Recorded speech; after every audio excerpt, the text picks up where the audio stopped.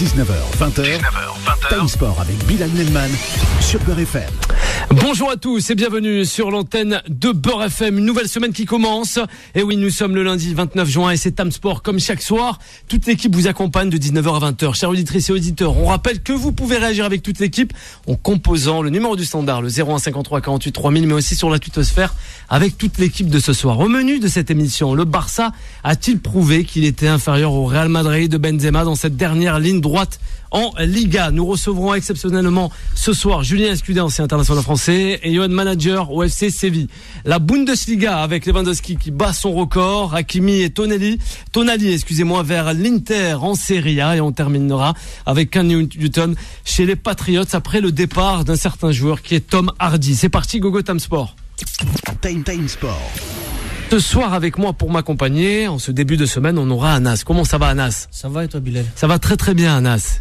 Tranquillement. Ouais. Début de semaine. Ah ben ça va, cool. Juan José Dorado est de la partie aussi. Comment ça va, Juan? Hola, buenas tardes. Buena tarde, comme on dit du côté de la Catalogne. Ouais, juste en face, je sais pas s'il est déjà là en Catalogne. Oui, bien sûr, oblige. Voilà, je savais.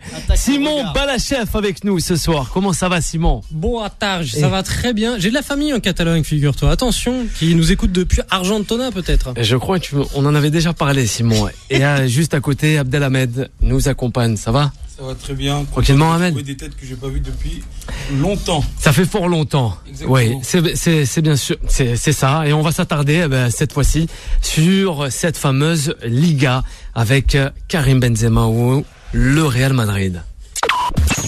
Time Sport, le ras-le-bol. Eh oui, que dire? Le Barça prend l'eau et le Real sereinement. Ouais, Juan José.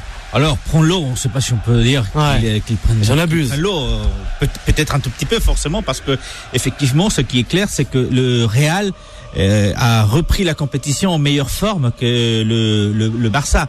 Le vestiaire du Real est plus ou moins épaissé, ce qui n'est pas le cas du côté du FC Barcelone. C'est vrai que le Real est passé devant. C'est vrai aussi que le Barça a quand même un match très important de demain, puisqu'il va jouer l'Atlético de Madrid, et une défaite pourrait effectivement, quand il ne reste que 6 matchs dans le championnat d'Espagne, pratiquement sceller la sorte des Barcelonais. Vous savez que si le Barcelone ne gagne pas ce titre-là, ça sera depuis 2014 la première fois qu'il ne gagne un titre dans une saison. Et c'était Tata Martino qui entraînait à l'époque le FC. Voilà, en 2014, c'était Tata remonte Martino. Quand même. Mais ce qui est clair, c'est qu'aujourd'hui, les deux protagonistes, c'est clair, le mauvais protagoniste, entre guillemets, c'est Messi du côté de Barcelone. Le beau protagoniste, c'est Benzema du côté du Real, qui n'a pas marqué, mais comme si il avait marqué, parce que ce qu'il a fait hier, c'était quand même pas mal. Attends, avant alors, on y va. Simon, a été prononcé. Non, mais pour rebondir sur ce que dit Juan José, c'est une question de mayonnaise. Vous savez faire de la mayonnaise, elle prend ou elle prend pas.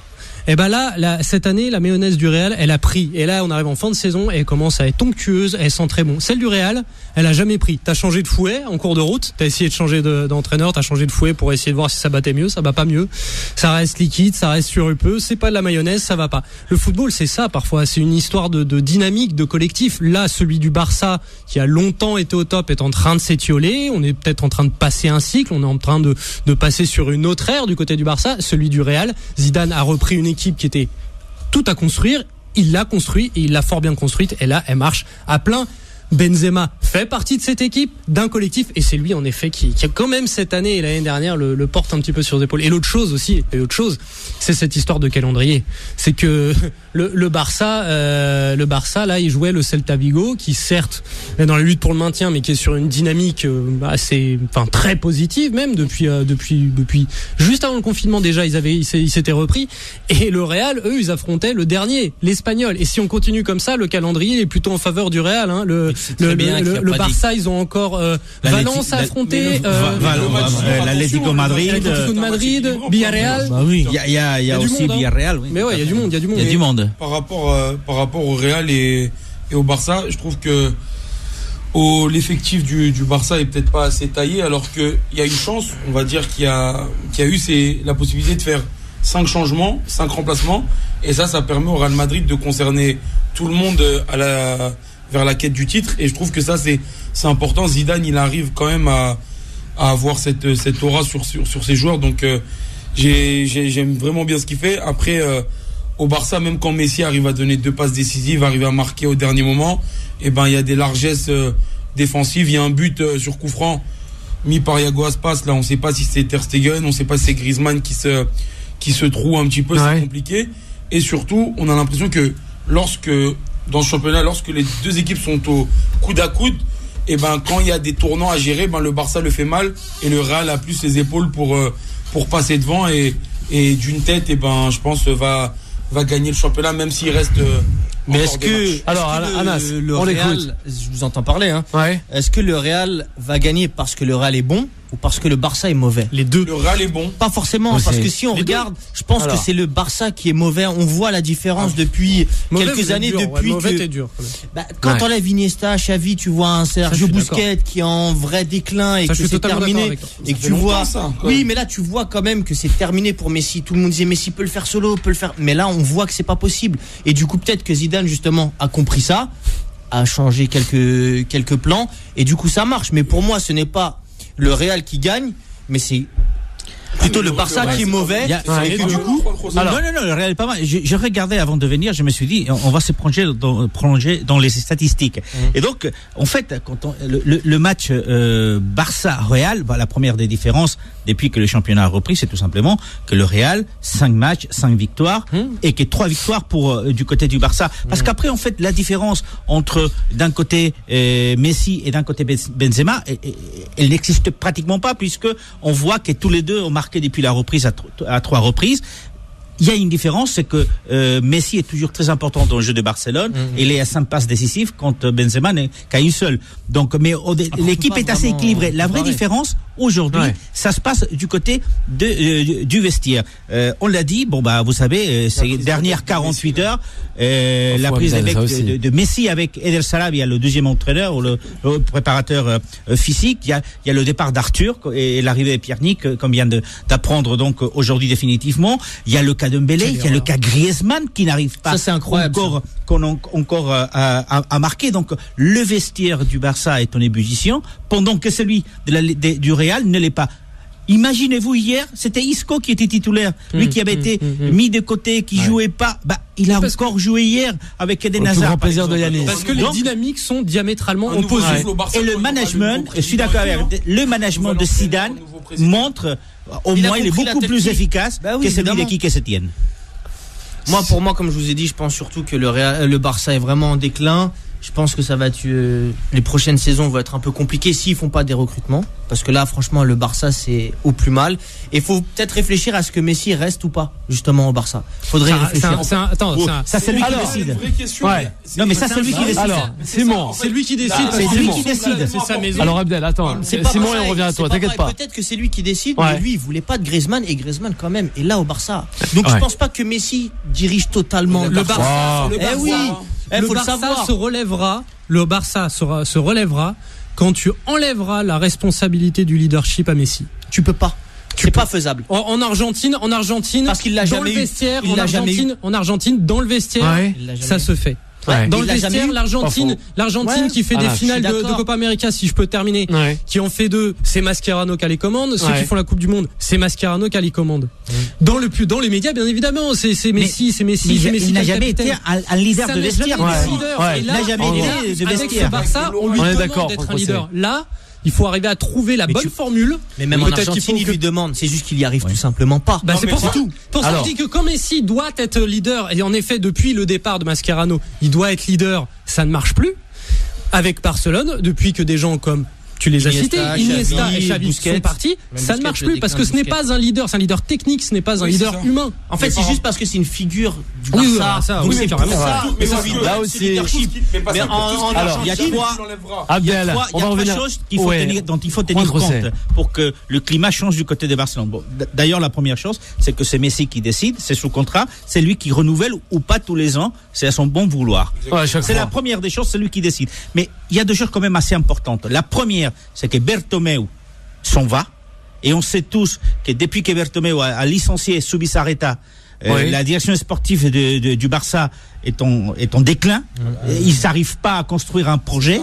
Donc Bertomeu s'en va. Donc, nouveau président qui arrive. Deuxième chose, cette semaine, vous avez Xavi qui vient de redire qu'il se prépare pour entraîner le Barça. Personne ne dit effectivement qu'avec un nouveau président, Xavi débarque à Barcelone avec son staff. Et comme il l'a dit, je vais à Barcelone si je vais, mais ça sera pour un vrai projet sportif à très long terme et avec beaucoup d'échamboulements. C'est une solution. Non, il y a deux choses qui peuvent changer en question d'un mois. Je suis d'accord avec toi dans le sens où pour moi, le jour où le Barça va retrouver un peu de ses couleurs, faudra changer d'abord la direction. Après, Messi il a encore peut-être 2-3 ans devant lui. Si Xavi arrive, c'est peut-être quelqu'un qui peut le cadrer parce que justement ils ont joué ensemble. Il a encore. Ouais, mais il est pas sur le terrain. Ouais, mais il a encore ce statut. Il est pas sur le terrain. Zidane non plus. Zidane c'est pas pareil. Mais il a encore ce statut de se dire de respect par rapport à Messi. Messi, je pense que jamais il osera manquer. Messi, il a besoin de joueurs avec lui. À Xavi, c'est ça le problème. Il ira pas à son encontre pour moi. Mais en tout cas, je pense que il faut une nouvelle direction avant de parler de joueurs. Anas, t'as parlé juste de recrutement. Ouais, je pense que c'est pas forcément le problème. Et c'est quoi alors? T'as plus envie d'aller au Barça. D'accord. C'est ça le problème. C'est dans leurs choix qui sont mauvais. Ah ouais, quand même. Il a plus envie d'aller. Ils n'arrivent pas à intégrer les joueurs qu'ils arrivent à recruter. Et ça, il y a 1000 cas. Il y a pas que le dernier Griezmann. C'est le dernier, mais parce qu'on est français, on regarde. Mais Simon et Anas concernant le Barça avant d'arriver à Benzema. Il a besoin de ne pas avoir sur les épaules le dynamisme du vestiaire. Et ça peut être important si Xavi arrive, parce que Xavi, c'est quelqu'un d'aussi grand que Messi. Tu peux mettre Quique Sétienne, tu peux mettre des très grands tacticiens sur le banc. Si ce ne sont pas des gens qui ont une stature aussi grande au Barça ou dans le monde du football que Messi, ça sera compliqué. C'est ce qui est arrivé avec Zidane. Quand Rafael Benitez arrive au Real de Madrid, il est pas aussi grand. Il est grand, Rafael Benitez. Ligue des Champions avec Liverpool, etc. Mais est-ce qu'il est aussi grand que Cristiano Ronaldo à l'heure où il arrive? Bah non. Mais Xavi non plus n'est pas aussi grand que Messi. Si. Dans l'intérieur du Barça, il est aussi grand. Xavi n'a pas été Ballon d'Or parce que les choses ont voulu qu'il ne le soit pas. Bien sûr qu'il est aussi grand que Messi. Mais c'est l'un des meilleurs techniciens. Tu ramènes André Iniesta. Tu amènes Iniesta, tu sais que peut-être, mais tout ce staff-là, Puyol, pourquoi pas? Je sais pas ce qu'il fait notre ami Carles. Mais voilà, pour dire quand Zidane il est arrivé, Zidane c'est pas pareil. Quand Zidane il est arrivé au Real de Madrid et Xavi, crois-moi, il peut encore taper dans un ballon. Zidane il est arrivé, il a dit ok, je vais participer à l'entraînement. Et Cristiano Ronaldo le premier, quand ils ont fait leur première séance, ils ont fait ok, donc lui il va m'apprendre des choses. Xavi, je pense que mais Cristiano et Zidane n'ont jamais joué ensemble. C'est pas pareil. C'est ça le problème. C'est pareil parce que c'est une question de stature. C'est des joueurs qui parlent de football. C'est des coéquipiers. C'est des joueurs de football au bout d'un moment. Oui, mais c'est pas pareil. Il y a une anecdote. Et il a raison, Simon. Il y a une anecdote avec Benitez. Benitez, quand il arrive au Real Madrid, l'un des premiers entraînements, il va reprendre Cristiano Ronaldo parce qu'il a mal frappé une balle. Alors, Cristiano Ronaldo n'a pas supporté que Benitez, qui était un joueur médiocre, bien lui dire comment frapper une balle. Pourquoi il pas ça avec Mourinho? La première chose qu'il a fait, qu'est-ce qu'il a fait quand il est arrivé au Real Madrid? Il a mis un sous-vêtement, et il est allé dans le camp d'entraînement avec tous ses joueurs. Et lui, quand il frappe, il s'est frappé. Mais quand il parle, évidemment qu'on l'écoute, ce qui n'était pas le cas effectivement d'un joueur comme Zidane. Il y a très peu de gens qui savent le faire. Mourinho, Zidane, c'est pas pareil, c'est pas Mourinho. Anas, tu parles de Mourinho. Mourinho y arrive parce qu'il a ce truc un peu particulier. Voilà, mais du coup, il y arrive également. Mais Mourinho, il est super nul au foot. Il y arrive parce que c'est pourtant. Oui, mais voilà, ça veut pas dire que parce qu'il a été un excellent joueur, qu'il sera forcément un excellent entraîneur. On n'a pas dit. Et inversement, on n'a pas donné de certitude. On a juste dit que franchement, ça pourrait être quelque chose qui marcherait. J'y crois pas. Moi, perso, j'y crois pas. Parce que là, tu te projettes déjà, mais nous, on se projette dans l'autre sens. C'est des hypothèses, tout n'est qu'hypothèse. Il respectera Xavi pour toutes les années. Je suis d'accord, mais le collectif du Barça ne permet pas. Xavi pour moi. Il ne peut pas, avec le collectif du Barça actuel, faire quelque chose de grand. C'est impossible. La preuve, on le voit avec le Barça d'aujourd'hui. Il faudra une nouvelle direction, on verra, tu verras. Sans recrutement, le Barça sera toujours secondaire face en tout état de cause. Aujourd'hui, la balle est du côté du Real et du côté de Benzema. Justement, on peut dire ce qu'on veut. C'est incroyable. Il n'arrive pas à marquer 50 buts qu'en faisait Cristiano Ronaldo, mais cette saison, il en a marqué 21 ou 22, ce qui est déjà pas mal. C'est le deuxième buteur de la Liga espagnole derrière Messi. Et il montre encore une fois qu'il est indispensable pour le Real Madrid. Je vous rappelle qu'il était indispensable pour Ancelotti, il était pour Benitez, il était pour Lopetegui et il a été aussi pour Zinedine Zidane. Tous les entraîneurs veulent Zinedine Zidane, tout le monde veut Karim Benzema. Karim Benzema, selon les bookmakers, c'est le meilleur joueur du monde post-Covid. Voilà. Oui, aujourd'hui, actuellement, en tout cas, c'est moi. Non, mais je suis sérieux. Je suis sérieux. Non, mais Juan José, ça te fait, ça soit les Lakers anglais, italiens, espagnols. Est-ce que si on prend le cours de la vie normalement, est-ce qu'il gardera cette forme-là et cette visibilité-là? C'est dans la meilleure forme de sa carrière. Ouais, mais c'est ça la question. Benzema, tout aussi talentueux. Il assume des responsabilités. Contrairement à il a pas peur. Ronaldo, c'est comme le mot 20. Lui, bon, je suis sérieux dans ce que je disais. Seulement humain. Ah oui, je suis sérieux dans ce que je disais. Vraiment, Abdel, c'est vrai. Eh oui. Il y a des questions qui se posent comme pour ça. Pour toi ou pour Non, actuellement, parce que attention, moi j'aime Benzema, mais les gens l'aiment beaucoup pour tout ce qu'il fait, et ça posait vraiment la question si actuellement, avec tout ce qui s'est passé, et même le passé, le présent, est-ce que c'était pas le meilleur joueur actuellement? Mais Benzema, comme c'est très difficile de le faire passer devant Messi, Ronaldo. Ça c'est vrai, mais attention, il est quand même très régulier. C'est un mec qui est collectif. Il marque beaucoup de buts, comme a dit Juan José. Il tire même pas les pénaux. C'est pas quelqu'un qui, c'est pas quelqu'un qui se montre peut-être dans la presse, etc. Mais sur le terrain, il a toujours répondu présent. Et le truc qui est super sympa, on va dire, c'est que il est meilleur d'année en année. Et plus il vieillit, plus il est fort. Mais si je suis ta logique, Messi aussi. Même s'il perd, il marque, il fait des passes. Oui, il est régulier. Oui, mais dans un collectif, là, regarde, toi, tu te dis si bien Messi, il est tout seul. Des fois, il fait une passe D, il marque, mais ça suffit pas, ça fait des matchs nuls. Benzema, il est là, il marque, ça fait gagner. Ouais, mais Benzema, il a un collectif plus fort que le Barça. Oui, mais c'est quand même une tête du collectif, Benzema. Attention, hein, parce que Messi, c'est peut-être le chef. Mais Benzema, attends, on parle de Lionel Messi, une finale de Coupe du Monde, 2 finales de Copa América, 4 ou 5 Ligue des Champions, 4 4 Messi, ils en ont fait 5, 3 finales, 3. Attends, j'ai un doute là. Il a 2006, 2006. Oui, parce que la première, il n'était pas là. 4, pardon. 2006, il est là, il joue, 2006. Ouais, 2006. Non, mais la première du FC Barcelone. Ah non, 92, il est pas là. Il est pas là. Le coup franc de Ronald Koeman. Oui, voilà. Non, mais voilà, donc on parle de Messi, donc on a dit ça, tous les ballons d'or. Collectif, il l'a été aussi. Faut aussi permettre à un des plus grands joueurs de tous les temps d'avoir une année un peu moins bien, parce que le football est collectif et que le collectif autour de lui va un peu moins bien. Mais en tout cas, il va terminer quand même meilleur buteur. Il va être le meilleur buteur de la Liga cette année.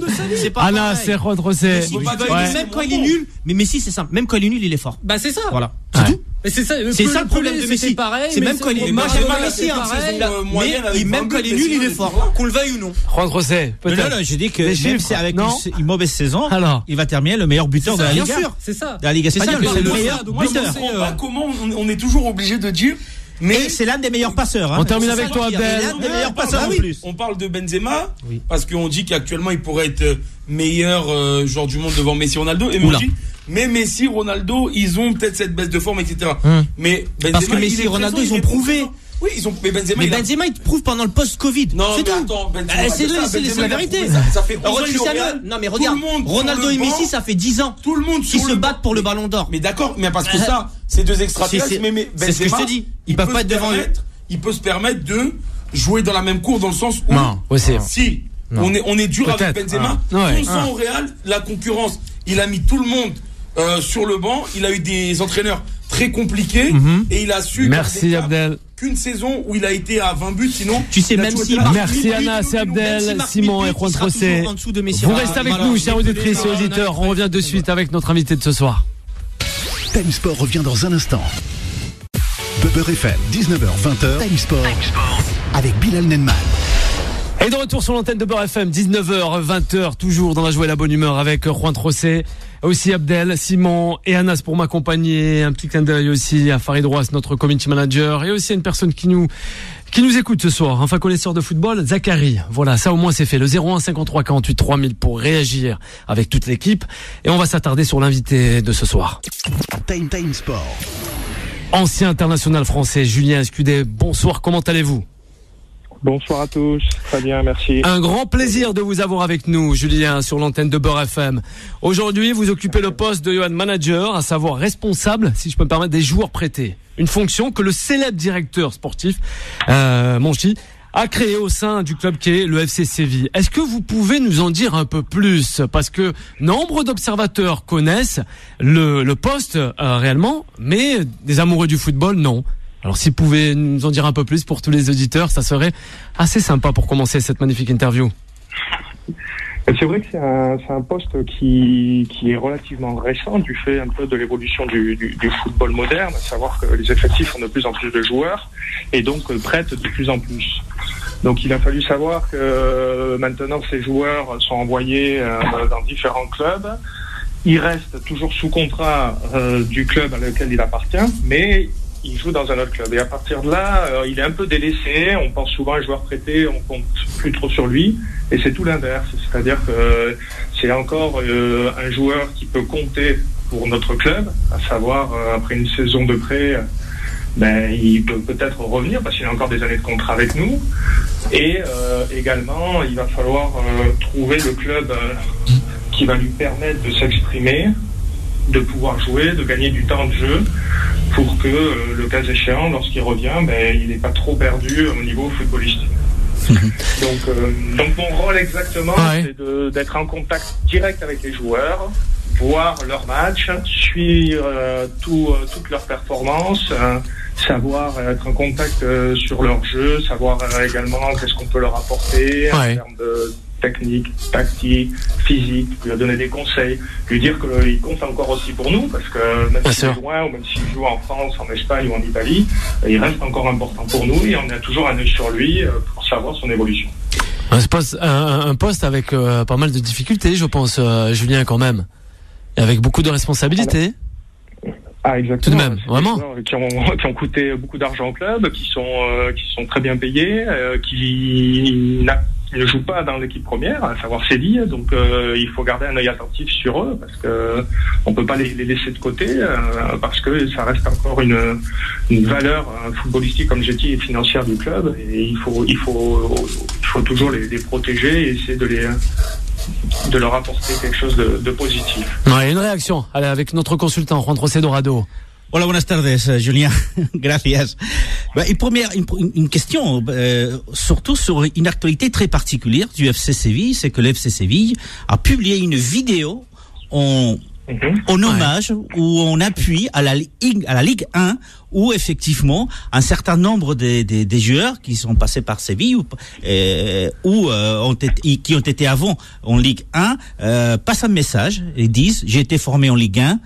J'ai eu ma chance du côté de Séville, j'ai triomphé à Séville, et vous avez mis dans cette vidéo Kanouté, Ben Yedder, vous-même, Julien Escudé, il y a Lucas Ocampos aussi, qui est le meilleur attaquant aujourd'hui du FC Séville, il y a Diego Carlos, il y a Ronnie Lopez, il y a Jules Koundé, il y a Monchi qui termine, donc effectivement, alors pourquoi cette initiative, pourquoi cet hommage à la Ligue 1, et pourquoi justement à tous ces joueurs français? C'est vrai que l'idée était du fait de la pandémie, le championnat de France s'est arrêté brutalement et il a fallu y penser. Séville a pensé, s'est dit qu'est-ce qu'on pourrait donner un message d'appui par rapport au championnat de France, parce que le championnat de France a énormément apporté au FC Séville de par les joueurs qui ont joué. Alors c'est vrai qu'il y a des Français et ensuite on a vu Ocampos, Diego Carlos, mais c'est des joueurs qui ont joué en France et qui ont fait que Séville a eu un œil sur eux et a pu les recruter et puis les valoriser. Donc pour nous, c'était important de ne pas mettre de côté ce que le championnat de France est pour le FC Séville. C'est vrai qu'on a un œil avisé sur tous les joueurs du championnat de France. Donc j'ai été, à travers les joueurs et le directeur sportif, donner un petit message de soutien du fait que le championnat ne continue plus. Et j'ai fait une petite recherche, et vous êtes arrivé donc du côté de Séville en 2005, et j'ai compté, et depuis 2005, écoutez bien, donc il y a Julien Escudé, il y a Kanouté, il y a Sébastien Esquilachi, il y a Condobia, il y a Gameiro, il y a Tremoulinas, Abdelrahmi, Enzonsi, Langlais, Nasri, Ben Yedder. Pourquoi tous ces joueurs? Qu'est-ce que vous avez avec la France? Il y en a pas mal, c'est vrai, Julien. Vous êtes certainement l'équipe européenne qui a le plus engagé des joueurs français. C'est les Frenchies espagnols. Espagnols. Alors, je vais dire, moi j'étais le deuxième. C'est vrai que c'est pratique. Moi, il y a eu Arnaud Casagrande, il y a eu un gardien de but il y a très longtemps, lorsqu'ils étaient en deuxième division, je crois. C'était assez bien. Mais ce qui s'est passé en fait, lorsque Frédéric Kanouté a signé au mois de juin 2005. Moi, je suis arrivé au mois de janvier 2006. On a été les deux Français qui ont apporté la première Europa League au club. Après, on a gagné une deuxième Europa League, 2 Coupes du Roi, une Super Coupe. Et là, Monchi s'est dit, peut-être que j'ai eu la bonne pioche sur les joueurs français. Et je suis certain que les joueurs français ont des qualités qui peuvent apporter énormément pour le foot espagnol et le FC Séville. Et à chaque fois, il le reconnaît. Ouais. Il y a une formation qui est très valorisée en Espagne et à Séville surtout par rapport à la France. Donc on reste des joueurs qui ont une bonne qualité technique, tactique, physique, qui est un pays frontalier et voisin. Donc au niveau de la langue aussi, il y a des facilités d'intégration.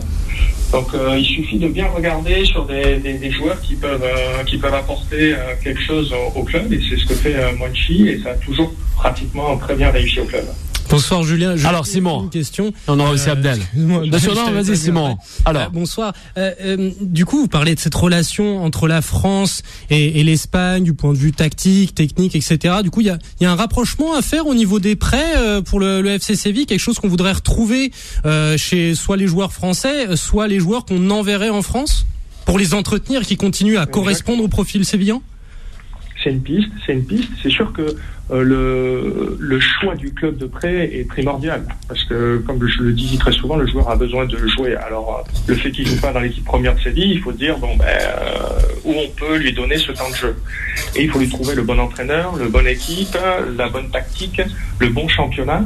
Et peut-être pour des joueurs qui ont, on va dire, entre 19 et 23-24 ans, une année peut-être en France, qui apporte cet esprit physique, le duel, au niveau du contact, cet esprit tactique aussi que l'on a en France. Ça peut être aussi un apprentissage pendant une saison pour ces joueurs-là, pour que lorsqu'ils reviennent en Espagne, ils ont appris par rapport au championnat de France.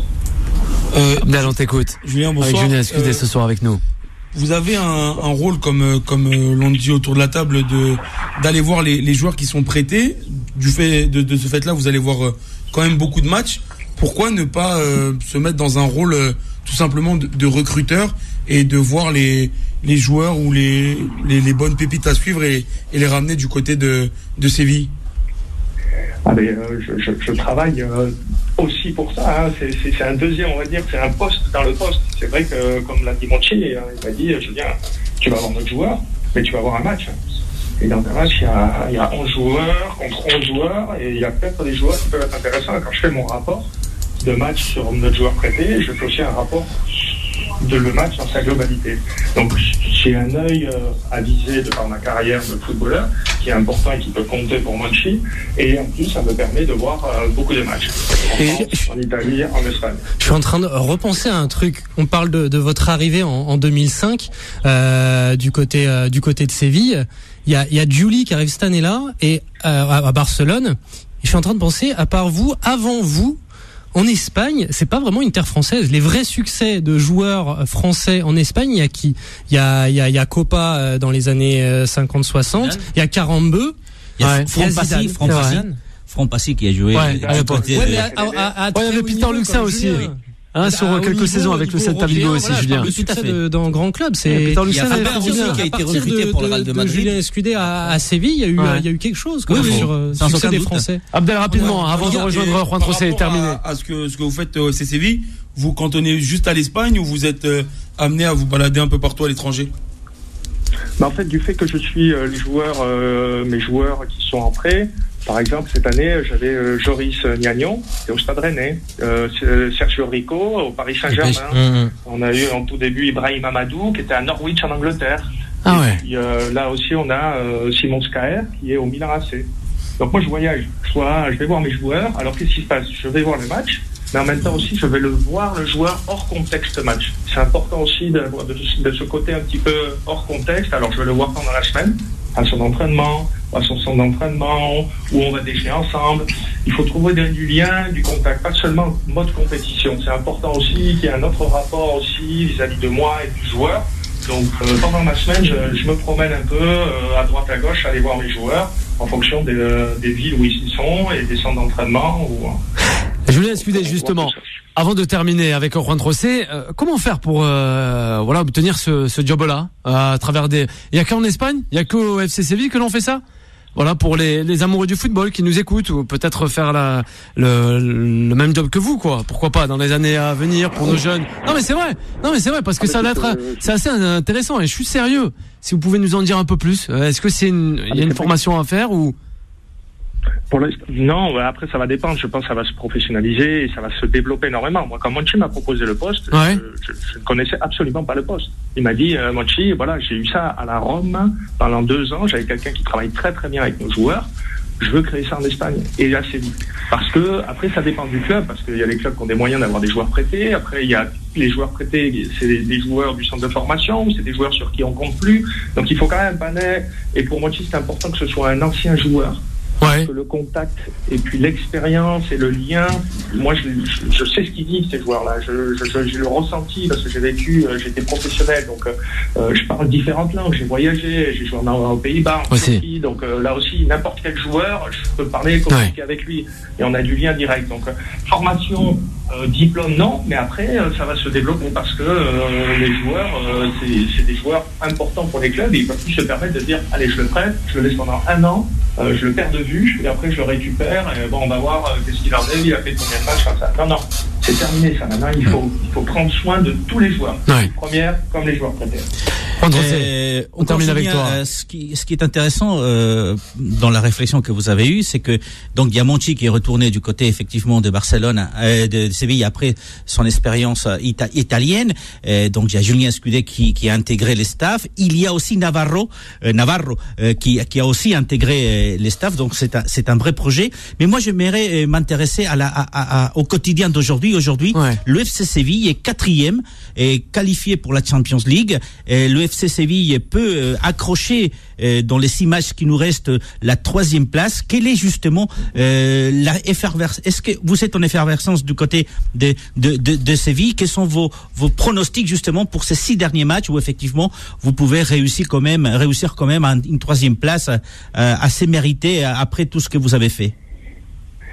Nous, comme le dit très régulièrement aussi Monchi, finir 4e, c'est être pour nous champions pratiquement de l'Espagne, du championnat espagnol, parce que devant on a le Real Madrid, Barcelone et l'Atlético Madrid qui ont des budgets colossaux et c'est très difficile de pouvoir se mesurer à eux. Donc Séville 4e, c'est comme si on est champion devant Villarreal, devant la Real Sociedad, devant Valence. Donc pour nous, avec le budget que l'on a, comme on travaille, les recrutements qu'on fait, c'est très important. Donc la Ligue des Champions aussi très important, c'est un objectif parce qu'on joue très régulièrement l'Europa League, mais on a besoin de franchir un cap. Mais il reste plus qu'une seule place. Ouais. On a été coupé peut-être. Ouais. Non, pourtant. Oui. On vous écoute. Oui, Julien. On a été coupé, mais bon, là, il y a dû avoir un petit problème. Oui, vous entendez? Oui. On vous écoute, allez-y. Je vous entends. Allez-y. Non, je disais, donc, on espère accrocher cette 4e place qualificative. Ce serait une avance par rapport à le retour de Monchi au club. Donc, on travaille pour ça, mais le calendrier est difficile. Villarreal revient très très bien, donc on espère pouvoir accrocher cette 4e place. Et vous êtes à 4 points de l'Atlético de Madrid, donc c'est pas du tout insensé de penser que vous êtes capable de terminer et 3e. Ils peuvent le faire. Donc, est-ce que vous allez récupérer Gnagnon, puisqu'il est au Stade Rennais, il fait une superbe saison. Est-ce que vous allez le récupérer? Pour l'instant, on récupère tout le monde. Ah, voilà. C'est dit. Ils reviennent tous avec nous. Ah, voilà, ils reviennent tous. En fonction du résultat final, des décisions de Monchi, de l'entraîneur, de ce que l'on veut faire par rapport à nos joueurs, on verra les décisions à prendre. Mais pour l'instant, on a écarté personne et tout le monde revient chez nous et on verra la meilleure décision à prendre pour peaufiner cet effectif qui va être vraiment très spécial après cette pandémie. C'est vraiment ça va être un mercato très très très différent. Un grand merci, Julien Escudé, pour cette disponibilité pour tous les auditeurs, les auditrices de Beurre FM. On se dit à une prochaine fois et on espère vraiment la réussite pour ce club qui est le FC Séville et vous aussi dans cette magnifique aventure. Merci pour tout. Merci beaucoup. Merci. Hasta pronto. Reste avec nous de suite après la dernière pause. On reviendra avec Lewandowski, sans oublier Hakimi et Tonali vers l'Inter de Milan. Time Sport revient dans un instant. Beurre FM, 19h-20h. Time Sport avec Bilal Nenman. Et oui, de retour sur l'antenne de Beurre FM pour cette dernière partie, toujours accompagné d'Anas, d'Abdel et aussi Simon et Juan José. Et on va passer à la Bundesliga. Time Sport, la victoire. En marquant 2 buts contre Fribourg, 3-1, on le rappelle le score. Robert Lewandowski, le Polonais, s'est offert un nouveau record et pas des moindres, le nombre de buts marqués en une saison de championnat allemand pour un joueur étranger. Que dire, Lewandowski, magnifique joueur. Il a battu son record personnel. Ouais. Il a mis 34 buts dans cette saison. Et c'est pas rien. Incroyable, très fort. Malheureusement, c'est ce qu'on disait. Il est tombé dans la mauvaise ère de Messi et Ronaldo. Est-ce qu'on peut dire qu'il a le même profil que Karim Benzema? Je sais pas. Alors, ça y ressemble fortement. C'est un excellent joueur, mais malheureusement éteint un peu par les deux autres. Ouais, Abdel. Faut qu'on se rende compte la chance qu'on a d'avoir des joueurs comme ça. Faut arrêter de tout le temps dire Messi, Ronaldo. Ouais, on le compare à chaque fois. Même si c'est un fait, faut profiter un peu des joueurs. C'est un autre style, c'est un attaquant pur qui marque beaucoup de buts. Je te disais, Anas, pour moi, il est pas dans la même lignée que Benzema parce que il est beaucoup moins passeur. C'est vraiment un finisseur, même si il crée du mouvement, il ouvre des espaces. Après, voilà. 34 buts en Bundesliga, c'est quand même un championnat, assez avec beaucoup de buts marqués, beaucoup de spectacles. Et ça me choque pas, mais qu'il arrive à mettre 34 pions comme ça en une saison, avec tout ce qu'il y a eu, parce que il y a eu une saison qui s'est arrêtée pendant un moment et tout, reprendre sur les chapeaux de roue, on peut que le féliciter. Et franchement, c'est peut-être avec Benzema actuellement les 2 meilleurs attaquants du monde. Ouais. Il a de la chance, parce qu'effectivement, pour un joueur, même s'il est polonais, et ça fait très longtemps qu'il est du côté de la Bundesliga, donc on pouvait parler. C'est un joueur, c'est un joueur allemand, mais il est aussi dans la meilleure équipe d'Allemagne. Ça, c'est vrai. Le Bayern. Mais effectivement, pour un joueur quand même, qui, tu l'as dit, 34 buts, ça c'est le record, mais il a 49 buts cette saison. Avec le Bayern, 49 buts quand même. C'est sa 4e saison à presque 50 buts. Voilà, donc c'est un joueur quand même des 31 ans, avec une équipe très forte, mais effectivement, avec Benzema, je disais, ce qui le rapproche le plus, la nonchalance. C'est quelqu'un qui met les buts, mais effectivement, il marque, il rentre chez lui. Voilà, il rentre chez lui. C'est pas quelqu'un d'expansif. Comme s'il va faire son travail. Voilà. Mais en même temps, c'est quand même quelqu'un d'indispensable. Cette saison, c'est 31 matchs quand même en Bundesliga.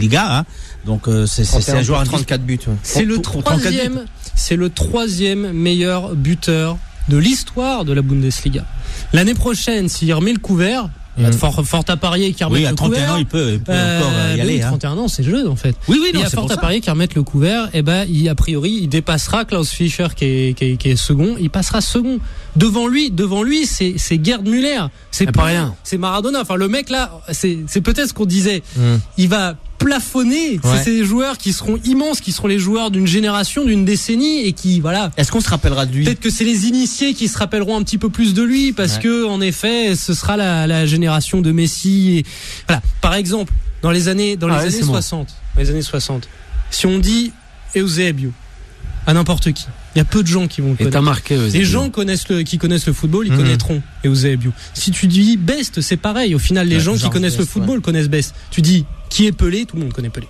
Le problème, si tu veux, c'est que c'est la même chose. Il n'a pas eu la réussite qu'il a eu en club, il ne l'a pas eu en sélection. Après, malheureusement, c'est vrai qu'avec la Pologne, c'est compliqué. Mais effectivement, c'est un immense joueur qu'on a laissé passer. Je n'ai jamais compris pourquoi il n'a pas quitté l'Allemagne, parce qu'à un moment donné, il y avait pas mal de clubs qui étaient intéressés effectivement par lui. Il aurait pu faire une autre carrière dans un autre championnat. Je ne suis pas sûr que peut-être dans le championnat anglais ça aurait marché. Du côté espagnol, ça aurait pu marcher avec son style de jeu. Mais effectivement, c'est ce qui est dommage, c'est qu'il n'est pas né français, pour dire quelque chose, français ou allemand, parce qu'effectivement, il aurait eu quand même, à côté de sa grande carrière en club, une grande carrière en sélection. Et ça lui manque. Juan José, c'est vrai que on aurait aimé le voir dans un autre championnat pour voir comment il aurait évolué, s'il aurait eu les mêmes stats. J'imagine que. Oui, mais ça, on peut le faire avec plein de joueurs aussi. Non, mais pour le coup, après, parce que là, on parle vraiment de top avec Messi. Avec Messi, tu peux le faire aussi. On parle vraiment vraiment top joueur. C'est vrai que il a un profil qui peut s'adapter à plusieurs championnats. Après, concernant son origine, c'est vrai que ça l'a fait aussi avec beaucoup de joueurs qui, entre guillemets, malheureusement pour eux, Ryan Giggs n'ont pas leur carrière, Cristiano Ronaldo n'ont pas fait une grande carrière internationale due au fait qu'ils soient mal entourés dans leur sélection. Mais quand tu arrives quand même à prouver sur la durée dans les championnats, et surtout dans un championnat aussi comme l'Allemagne ou autre, c'est quand même que t'es pas une arnaque et que t'as écrit ton nom quand même dans l'histoire du foot. Est-ce qu'on peut dire avec toi que, comme tu dis, est-ce que ça peut être une arnaque justement parce qu'en fait, à part entre guillemets le Borussia Dortmund, est-ce que c'est pas entre guillemets facile de mettre ces 34 buts? Non, c'est jamais facile. Est-ce que c'est facile de marquer quand on est à Barcelone? Demande à Griezmann. Ouais. Ah, mais Griezmann, c'est pas pareil, c'est différent. Non, mais je veux dire, ce n'est pas parce que dans un grand club que c'est facile de marquer. Au bout d'un merci, Simon, on termine. Il y a les stats et la régularité. Le mec, il a beau être dans le meilleur club d'Allemagne, un des meilleurs clubs européens. Chaque année, c'est entre 45 et 50 buts. Ce serait bien de le voir comme ça. Allez, on termine avec la Bundesliga et on rejoint la Serie A.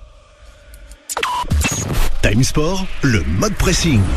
Eh oui, en quête d'éléments prometteurs, l'Inter de Milan avec Conte pourrait frapper 2 grands coups sur le marché des transferts estivales. En effet, le club italien est proche d'obtenir les signatures d'Achraf Hakimi du Real Madrid et Sandro Tonali du Brescia. Que dire? Là, ça te plaît? C'est magnifique, parce que ça va faire une très bonne équipe de l'Inter. Déjà qu'ils ont une excellente équipe. Là, ils vont se renforcer avec ces 2 joueurs. Surtout Hakimi qui est très très très bon. Quand il est parti du Real, tout le monde pensait que ça allait être le déclin et ça allait être terminé pour lui, mais non, au contraire, il a toujours fait une excellente saison. Je crois que Dortmund ne peut pas le garder parce qu'il vaut trop cher, le Real en demande trop et du coup ils sont obligés de le vendre. Ce serait parfait pour l'Inter de Milan de l'avoir en tout cas. Hakimi c'est pas mal du tout dans le sens où avec Conte il va dans un championnat où il va être dans le même dispositif qu'à Dortmund, c'est-à-dire en piston. La régularité et ce que veut Conte de ses joueurs, et ben je trouve que ça peut lui permettre de passer un cap. Après, surtout qu'il a les compétences pour. C'est ça. Après, je pense que il n'y a pas de bon choix ou de mauvais choix parce qu'on l'a dit qu'il aurait pu rester au Real, prendre la place de Carvajal, même si. Ouais, mais ça reste remplaçant, tu sais. Non, c'est vrai, mais il n'y a pas de bon ou mauvais choix. Mais je pense que l'Inter, c'est un bon choix dans l'évolution de carrière. Et Tonali, on n'en parle pas assez, mais c'est un joueur qui est vraiment. Et ben justement. Qui a un toucher de balle impressionnant et qui, semble-t-il, est le renouveau un peu. Dans le milieu de terrain italien pour les prochaines années. L'ami Sandro Tonali, foutons-lui la paix. Ouais. Pourquoi? Achraf Hakimi, il a été formé à Madrid. C'est aujourd'hui une valeur jeune, mais c'est une valeur sûre. Il en est déjà à 2 saisons affirmées, confirmées du côté de Dortmund. Donc quand tu prends les services d'un joueur comme ça du côté de l'Inter de Milan, tu sais un peu à qui tu as affaire. C'est quelqu'un qui a déjà presque une quinzaine d'expérience en Ligue des Champions. C'est très important. Tonali, c'est vrai qu'il est, j'ai vu le match de Brescia cette année, il était très intéressant à voir jouer, c'est un jeune joueur, soyeux, etc. Mais il est jeune, 20 ans, et il a encore rien fait. 20 ans, oui. Il a fait un bout de saison. Justement, c'est 21. Oui, mais il y a peut-être, que l'Inter, fasse un bon coup, peut-être, parce qu'en effet, c'est un bon, pourquoi pas, c'est bien de parier sur un jeune joueur comme ça. Mais ne parlons pas de lui, il n'a encore rien prouvé. Laissons-le, arriver à l'Inter, faire ses preuves. Ce que tu dis, c'est vrai. Pour Hakimi, c'est une bonne pioche. Pour l'Inter, bien sûr. Pour ça qu'on souligne. Peut-être, comme tu le dis. Hakimi aussi, peut-être qu'il va se casser les dents. T'as un petit peu plus de le problème d'Hakimi, c'est que le Real devait le vendre. Pourquoi? Déjà parce qu'effectivement, il l'a pas gardé dans l'effectif. Il l'a prêté pendant 2 saisons du côté des Dortmund. Il était remplaçant de toute façon du côté du FC du Real Madrid. Mais quand tu vois arriver une offre qui te dit 40 millions si les chiffres sont confirmés, mais apparemment on est sur les 40 millions plus 5 en variable. Écoute, le Real a assez des latéraux pour permettre effectivement de vendre Hakimi. 21 ans, pourquoi pas, mais 40 millions ou 45 millions qui vont arriver du côté du Real, c'est de l'argent dont on a besoin. Il faut pas se leurrer. Ouais. Et puis le côté droit du côté du Real, pour l'instant, est largement couvert avec Carvajal. Donc je crois que le Real n'avait pas d'autre choix économiquement parlant que Odriozola aussi, voilà. Non, mais je veux dire, il serait le 12e, voire le 3e. Donc, quand tu as 40 millions devant toi, tu le vends. D'autant plus qu'il y a une polémique aujourd'hui. On se dit, Madrid prétend qu'effectivement, dans ce contrat, il a le droit de racheter les joueurs dans les 2 prochaines saisons, ce qui est démenti par l'Inter. On verra où ça reste, mais en tout état de cause, mais c'est fort probable. Devant 40 millions, il faut le vendre. L'Inter, s'il fait une excellente saison, et je pense. Et puis Zidane ne l'aurait pas laissé partir, mais s'il comptait avec lui. On termine avec toi, Anas. En fait, je pense qu'il va prendre de la maturité encore plus à l'Inter. Il va devenir vraiment très très très fort. Et le Real va le récupérer, comme ils font avec plein de joueurs. Juste pour finir sur Tonali, c'est vrai que Simon a dit qu'il faut lui laisser le temps. Moi, je parle de actuellement. je pense que c'est une bonne pioche pour l'Inter, et tout comme j'ai dit avec Hakimi, je pense qu'il va progresser avec Conte et que il va être un peu ce joueur technique. C'est qui tout double qui va apporter cette. Ne lui en demande pas trop. Merci à l'Inter. Après, désolé, chers auditeurs et auditrices, on n'a pas pu aborder le cas de la NFL, le football américain, orphelin de Tom Brady depuis son départ au Tampa Bay Buccaneers. Les New England Patriots s'offrent quand même le quarterback Cam Newton. On en reviendra et on le tweetera ça sur les réseaux sociaux. Un grand merci de nous avoir suivis, toujours de plus en plus nombreuses et nombreux. Rendez-vous demain à partir de 19h, mardi, et oui, jusqu'à 20h, et la suite des programmes sur l'antenne de Beurre FM. Bye bye. Retrouvez Time Sport tous les jours de 19h à 20h et en podcast sur beurrefm.net et l'appli Beurre FM.